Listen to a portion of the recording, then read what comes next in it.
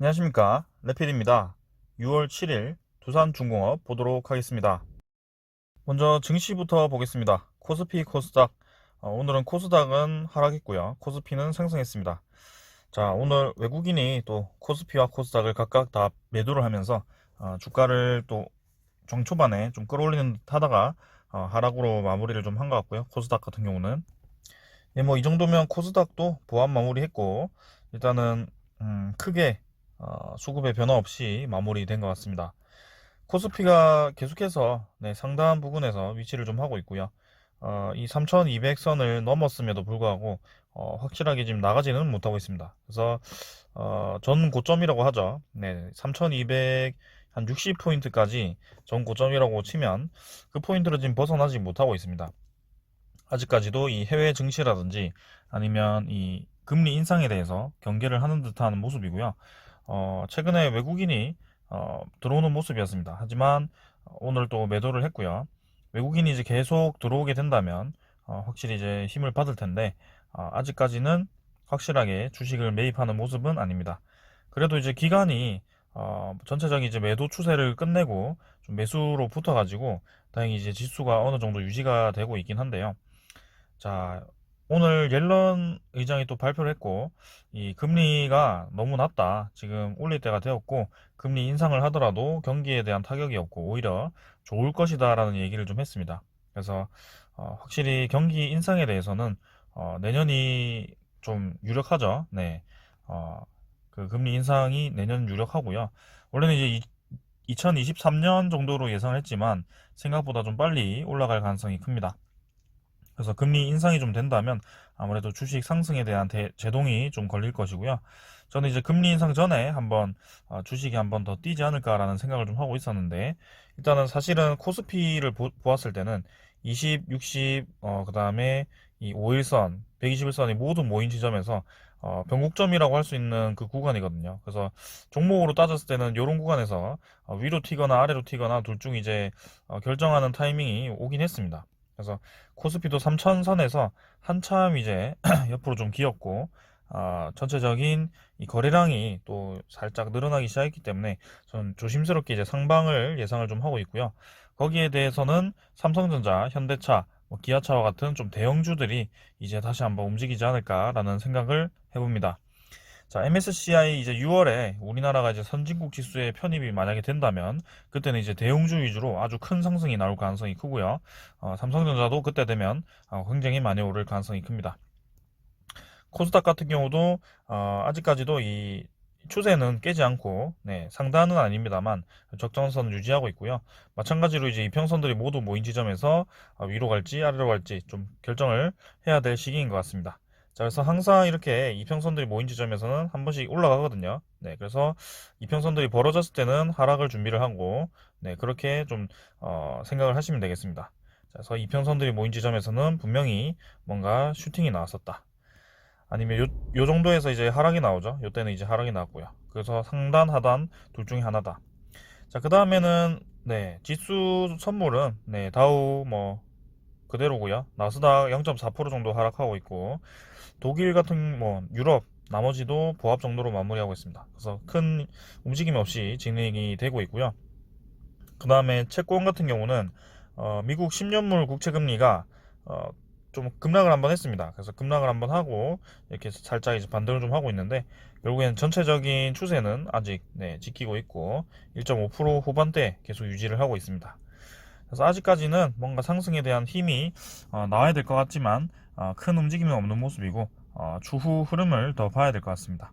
자, 그래서 대형주 좀 주목을 하면 될 것 같고, 자, 증시는 이 정도로 보고 마치겠습니다. 두산중공업 보겠습니다.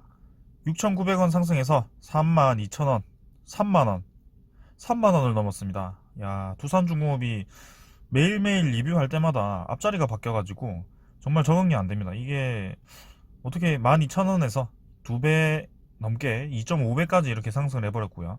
오늘 특히 상한가까지 도달을 하는 줄 알았어요. 근데 상한가는 도달을 못했고, 주의 종목이 떴음에도 불구하고 이렇게 거래량을 오늘 7천만 주인가요? 네, 7,700만 주까지 터트리면서 이렇게 상승을 시켰습니다. 두산중공업뿐만이 아니고 지금 두산인프라코아, 두산, 그 다음에 뭐 두산마켓은 조용하지만 두산 퓨얼세도 좀 올랐고요. 자, 두산 그룹주들이 상당히 많이 올랐습니다. 자, 그래서 오늘 시간 외에도 좀 하락하는 듯 하면서 다시 한번 마지막에 32,000원까지 끌어올렸고요. 자, 어디가 끝일까? 저는 이제는 뭐 조심스럽게 얘기를 하지를 못하겠네요. 지금 주가가 하루하루 정말 이제 급등을 해버리니까 이런 식으로 가버리면 네, 뭔가 예상할 것도 없습니다. 네, 그래서 끝까지 가져가실 분들은 가져가시는 거고 조정을 대비를 해서 익절하시는 분들은 이런 구간에서 이제 부분 익절을 하는 거죠. 서서히 부분 익절을 하고 조정이 나왔을 때, 조정이 올 때까지 이제 가격이 어느 정도 조정될 때까지 기다리는 뭐 그런 방법도 있고요. 아니면 그냥 초장투를 하시는 분들은 뭐 저를 보는 분들은 초장투가 많으실 거라 생각하고요. 어, 이렇게 이제 월봉 추세가 상승으로 전환되었기 때문에 이제 조정이 좀 나오더라도 어차피 다시 꾸준히 올라갈 주식입니다. 그래서 꾸준히 들고 가도 되긴 합니다. 근데 사실은 이게 3만 원대는 저는 내년 정도면 도달하지 않을까라는 생각을 좀 했는데 이렇게 올려버리니까 의아합니다. 정말 이렇게까지 두산중공업이 올라가는 게 맞나 싶을 정도고 사실은 오늘 좋은 뉴스가 좀 뜨긴 했습니다. 그 뉴스에 대해서는 나중에 보기로 할 텐데요. 이게 뭐 코스닥 잡주도 아니고, 네, 뭐 이렇게 2주일 만에 이렇게 이런 대형주가 2.5배가 올라가 버리는 게 정말 보기 드문 네, 상황입니다. 그래서 주식을 정말 오래 하신 분들도 이렇게 대형주가 네, 이렇게 치고 올라가는 것을 별로 보지 못하셨을 것 같고요. 일단은 올라가서 다들 기분은 좋은 상태입니다. 자, 익절을 하신 분들도 있을 것 같고 좀 아쉬운 분들도 있을 것 같은데 두산중공업은 뭐 큰 수익을 다들 큰 수익을 얻으셨을 거라고 생각하고요. 요런 마지막에 이런 상승에 대해서는 정말 예측하기가 어려운 상승입니다. 이런 거는 네, 그래서 특이한 상황이다. 자, 거래량이 뭐 이렇게 계속 올라가죠. 네, 그래서 마지막에 이제 한번 마지막에 털 때는 음봉으로 좀 윗꼬리 달린 음봉이 나오면서 좀 꺾이지 않을까라는 생각을 좀 해보는데 그런 게 잘 안 나오네요. 일단 네, 그래서 두산중공업 3만원이고요. 서론이 좀 길었습니다. 너무 가격에 놀래가지고요. 자, 계속 보겠습니다. 일단 480 주선 뭐 다 돌파했고요. 네, 주봉도 볼 거 없이 그냥 바로 월봉 보겠습니다. 월봉을 보시면 네, 32,000원 돌파했고요. 31,000원을 제가 그어놨었는데 사실 여기서 좀 오래 저항을 받았었던 구간이기도 하고 그 다음에 여기서 좀 오랫동안 지지를 했던 구간이기도 해서 이 31,000원 정도는 이제 끝이지 않을까라는 생각을 좀 해봤는데 이것마저도 넘어버렸습니다. 이거 뭐 바로 그냥 4만원 가려고 이렇게 하는 것인지 일단은 장기 투자자분들도 그냥 쭉 한번 가져가 보시고요. 사실 너무 단기간에 급등을 했기 때문에 어느 정도 이제 신주 상장 이후에는 저는 조정이 나올 거라고 생각하고요. 그 가격대를 유지할 거라고 생각은 하지 않습니다.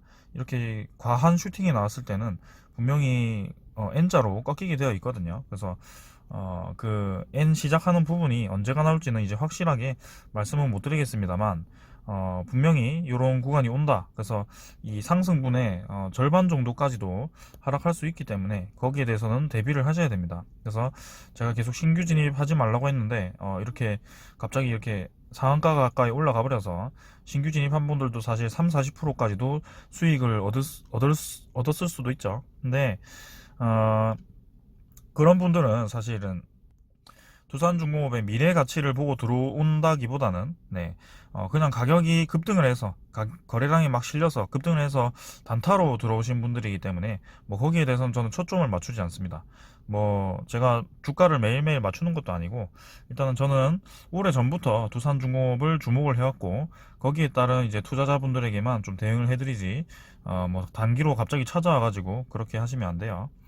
아무튼 리스크 차원에서는 이런 구간에서는 들어가는 게 사실 아니에요. 네, 이렇게 급하게 올라가는 주식도 거의 없습니다. 그래서 그런 거 하실 거면 그냥 바이오 세력주 하러 가시고요.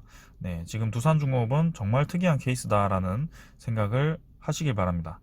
자, 그리고 기관과 외국인은 계속 나가고 있고요. 네, 금융투자가 특히 많이 나가고 있습니다. 거기다가 보험, 투신, 그다음에 연기금도 조금 매도했는데요. 뭐 크게 매도는 하지 않았고, 사모펀드가 이제 많이 차익 실현을 하고 있죠. 그래서 이 눈치 빠른 펀드들이 이제 나가기 시작했다. 그런 걸 좀 주목을 하셔야 될 것 같아요. 그래서 아까도 얘기했듯이 급하게 오른 것에 대해서 분명히 N자로 이 조정이 올 텐데 뭐 끝까지 가져가 보시는 것도 괜찮을 것 같습니다. 근데 만약에 내가 너무 고점에 잡았다, 28,000원 후반대나 뭐 이렇게 잡았다 하시는 분들은 욕심 크게 내지 말고 그냥 이쯤에서 네, 좀 분할 익절을 하시는 게 저는 좋다고 봅니다.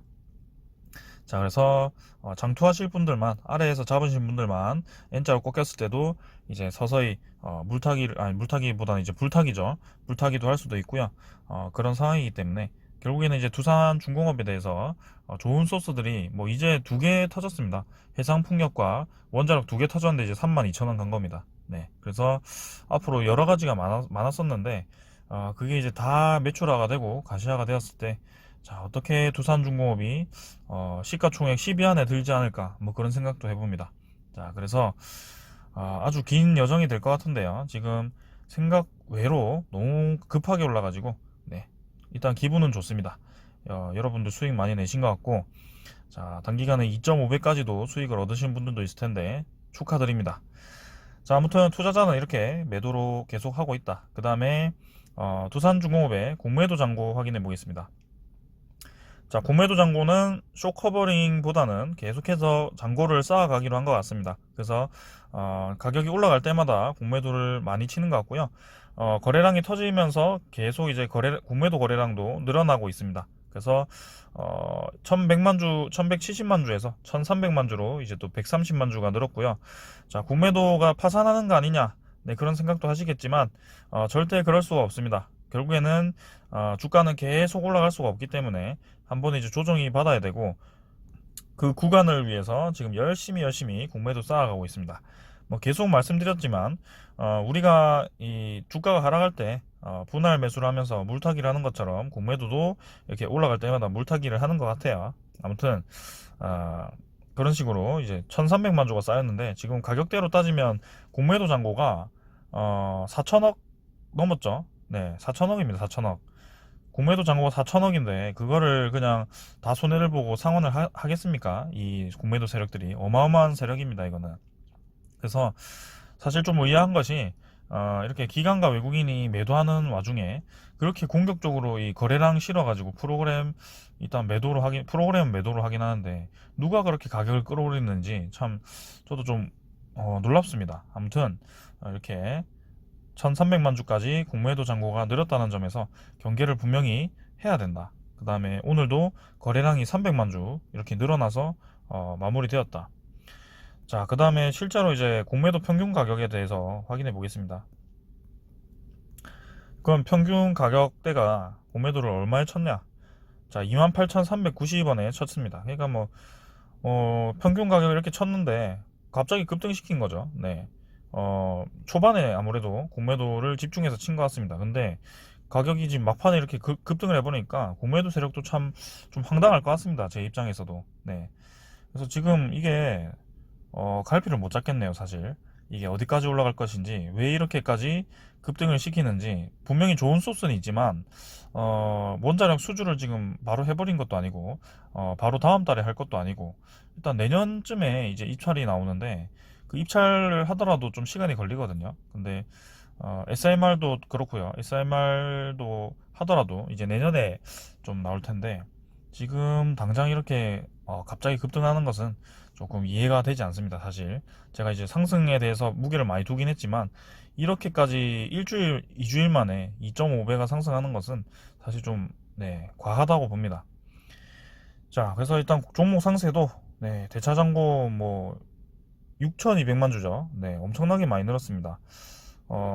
지금 공매도뿐만이 아니고 대차장고가 거의 뭐 하늘을 찌르듯이 올라가는데, 자, 일단 이 많은 대차장고와 공매도 장고를 어떻게 해결할 것인가, 거기에 대해서 초점을 좀 맞춰야 될 것 같고, 그다음 외국인 추정에 대해서 뭐 거의 비슷하게 당일까지 146만 주로 매도를 했습니다. 자, 외국인 보율이 어디 갔죠 이거 다? 보유율이 다 없어졌죠. 분명히 두산중공업 외국인 보유율이 8점 몇 프로였던 것 같은데 6.3%로 외국인 지분이 감소를 했습니다. 이거 갑자기 왜 감소를 했죠? 제가 금요일까지만 해도 8%였던 것 같은데 이거는 네, 한번 확인을 다시 해보겠습니다. 일단 외국인 보유율이 상당히 많이 줄었고요. 뭔가 조금 저는 이 상승에 대해서 좀 걱정스럽습니다. 네, 반대로 갑자기 좀 떨어질 수도 있다라고 생각을 하기 때문에 조심하셔야 된다. 그래서 항상 두산중공업은 여유롭게 가져가시는 분들만 가져가시는 거지. 네, 아래에서 잡으신 분들만 가져가시는 거지. 지금 막 불타기 하고 막 위에 잡고 이러시면 잘못하다가 진짜 큰 오랜 기간 동안 네, 물려 있을 수도 있습니다. 그래서 그런 기회비용 혹시나 낭비하실 수도 있으니까 조심하시고요. 저는 두산중공업은 뭐 긍정적으로 봅니다. 계속. 자, 소식 보고 가겠습니다. 정부 한수원 체코 신규 원전 독자적으로 수주한다. 그래서 하반기 총력전 하겠다. 이렇게 얘기가 나왔고요. 체코 정부에서 3개국 독자 참여를 희망했다고 합니다. 그래서 중국과 그 다음에 러시아가 이제 제외가 되었어요. 그래서 이 3개국이라고 하는 것은 미국, 그 다음에 한국, 그 다음에 프랑스입니다. 그래서 이 세 개가 이제 독자적으로 참여를 하게 되고요. 어, 미국과 한국이 이제 협력을 한다고 했지만 이 체코 원전에 대해서는 독자적으로 참여하기로 방침을 굳혔다고 합니다. 그래서 최근에 이제 한미가 해외 원전 시장 공동 진출에 합의를 했는데 체코 원전 입찰 때 공동으로 콘소시엄을 구성해 참여할 가능성이 제기되었었다고 하죠. 근데 하지만 이제 독자적으로 참여하기로 방침을 정했다고 하고요. 수주 총력전을 펼치겠다라고 했습니다. 그래서 단독으로 경쟁해서 수주하는 것이 우리의 기본 전략이고 하지만 수주 이후에는 미국과 협력할 가능성은 있다라고 얘기를 했습니다. 그래서 두코바니 지역에 체코 두코바니 지역에 8조 원을 들여서 1,000에서 1,200메가와트 그 원전 한 기 건설을 우선 추진 중이고 한국과 미국, 프랑스가 이렇게 3파전을 하고 있다고 합니다. 그래서 체코 정부 입장에서는 네, 이렇게 독자 참여를 해야지 이 세 개국이 경쟁을 해서 최대한 이제 이 체코 국가에 좀 유리하게 그 사업을 추진할 수 있기 때문에 이렇게 체코 국가에 대해서도 좀 배려를 한 것 같습니다. 자, 그래서 협력을 아예 하지 않는 것이 아니고 일단은 그 배려를 통해서 이렇게 참여를 하게 됐다는 점, 그다음에 하반기에 이제 참여를 한다는 점. 자, 그래서 업계 관계자는 네, 3개국이 저마다 독특한 경쟁력을 가지고 있기 때문에 체코로서는 어느 국가를 선택해도 상관이 없다. 그래서 마지막까지 체코에 많은 메리트를 줄 수 있어야 사업을 따낼 수 있을 것이다 라고 얘기를 했다고 합니다. 한국이 유력한 것은 사실이지만 네, 아직까지 한국이 확실히 이 해외 원전을 수주를 했다라는 얘기는 없습니다. 그래서 이것도 내년 올해 하반기에 이제 총격전을 펼치고 입찰 진행은 이제 내년에 하기 때문에 좀 시간이 필요하고요. 자, 그 다음에는 오늘 좋은 뉴스는 이겁니다. 네, 두산중공업 한국전력기술과 제주 한림 해상풍력 기자재 공급 계약 체결을 했다고 하고요. 규모는 이제 100메가와트 규모고 그 다음에 계약 금액은 1,900억 규모라고 합니다.